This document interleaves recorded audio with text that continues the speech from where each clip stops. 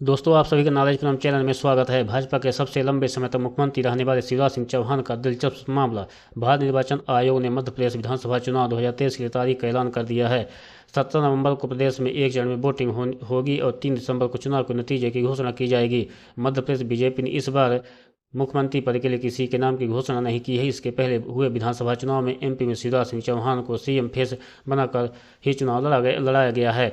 साल 2018 में बीजेपी चुनाव में बहुमत हासिल नहीं कर सकी थी, लेकिन कांग्रेसी विधायकों द्वारा कांग्रेस छोड़ भाजपा में आने के बाद उपचुनाव हुए और बीजेपी सरकार में वापस कर पाई। इसके पहले 2013 का विधानसभा चुनाव शिवराज सिंह चौहान को सीएम फेस बनाकर ही लड़ा गया था। बीजेपी ने बहुमत ही की सरकार बनाई थी। मध्य प्रदेश विधानसभा चुनाव 2023 को लेकर बीजेपी ने सीएम फेस के लिए किसी के नाम पर मुहर नहीं लगाई है। ऐसा एमपी ही नहीं, राजस्थान में भी किया गया। बीजेपी अभी तक प्रत्याशियों के नाम की 4 लिस्ट जारी कर चुकी है, जिसमें 3 केंद्रीय मंत्रियों सहित 7 सांसदों के भी नाम हैं। पार्टी महासचिव कैलाश विजयवर्गीय भी इस लिस्ट में शामिल हैं। कयास लगाया जा रहा है कि यदि बीजेपी सत्ता में वापसी करती है तो इस बार सीएम फेस बदला जा सकता है। मध्य प्रदेश के मुख्यमंत्री शिवराज सिंह चौहान अक्सर नए साल का जश्न मनाने के लिए महाराष्ट्र के प्रसिद्ध तीर्थ स्थल शिरडी जाते हैं। उनके सार्वजनिक उत्सव आमतौर पर सादे होते हैं और काम से छुट्टी लेने का उनका विचार अपने परिवार के सदस्यों के साथ धार्मिक स्थानों का दौरा करना होता है।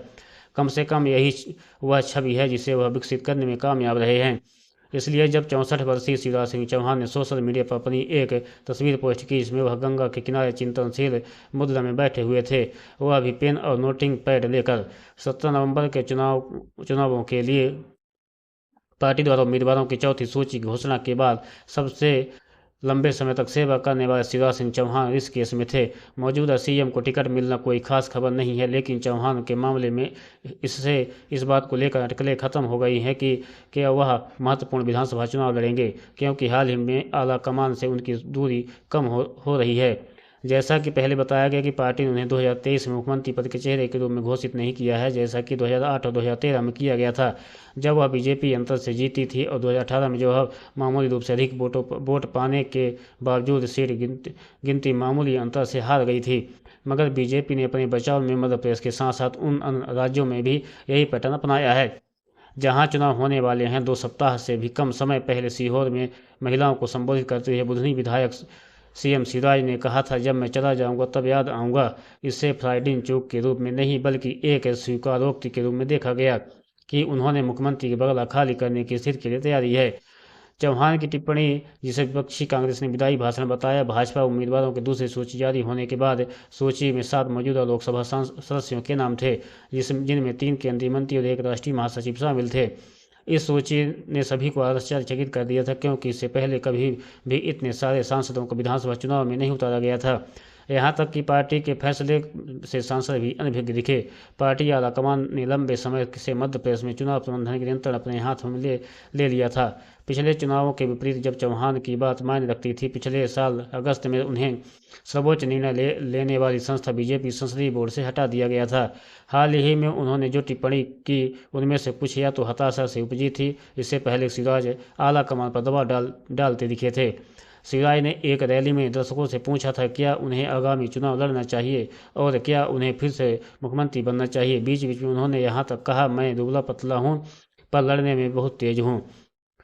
हालांकि अलग अलग मौक़ों पर और अलग अलग सेटिंग्स में चौहान की टिप्पणियों की झड़ी से बात पता चलता है कि उन्हें उनके अंदर कुछ टूट गया है। वह अपने विनम्र तरीकों और वरिष्ठ नेताओं केंद्रीय मंत्रियों नाराज न करने के लिए हर संभव प्रयास करने के लिए जाने जाते हैं।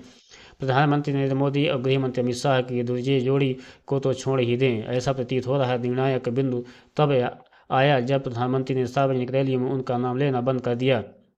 2013 की घटना। पिछली बार शिवराज सिंह और पीएम मोदी के भी 2013 में भाजपा के प्रधानमंत्री पद के उम्मीदवार की दौड़ के दौरान असहजता हुई थी। पार्टी के एक वर्ग ने चौहान को आगे बढ़ाने की कोशिश की थी, जो पूर्व उप प्रधानमंत्री लालकृष्ण आडवाणी के करीबी थे। मोदी के प्रतिद्वंदी के रूप में चौहान को अपनी संभावनाओं का अंदाजा था, मगर इस बात की अधिक संभावना थी कि उनके नाम का इस्तेमाल मोदी के दावेदारी को विफल करने के लिए किया गया था, जो कि एक कठिन सवाल था। एक बार जब मोदी प्रधानमंत्री बन गए, उनकी लोकप्रियता लगातार बढ़ती गई, तो चौहान ने पूरी तरह से आत्मसमर्पण कर दिया। लेकिन ऐसा लगता है कि स्पष्ट तौर पर दरकिनार किए जाने और लगातार मीडिया कमेंट्री का असर चौहान को मिल गया है। उन्होंने अपने सूक्ष्म तरीकों से जवाब हमला करने का फैसला किया है। कई टिप्पणियां इसका एक संकेत है। अन्यथा वह हाल ही में डिंडोरी से मतदाताओं से क्या पूछेंगे, क्या वो इन्हें फिर से सीएम बनना चाहते हैं। इसी समारोह में उन्होंने यहाँ तक पूछ लिया कि क्या नरेंद्र मोदी को दोबारा पीएम बनना चाहिए। जाहिर है उन्हें उम्मीद नहीं थी कि भीड़ नकारात्मक जवाब देगी। दूसरी सूची में केंद्रीय मंत्री नरेंद्र सिंह तोमर और प्रहलाद पटेल और पार्टी महासचिव कैलाश विजयवर्गीय जैसे नाम शामिल हैं जो सीएम की दौड़ में हैं। दूसरी सूची के विपरीत 2 दिन पहले जारी की गई चौथी सूची में मंत्रियों सहित सभी मौजूदा विधायकों को मैदान में उतारा गया।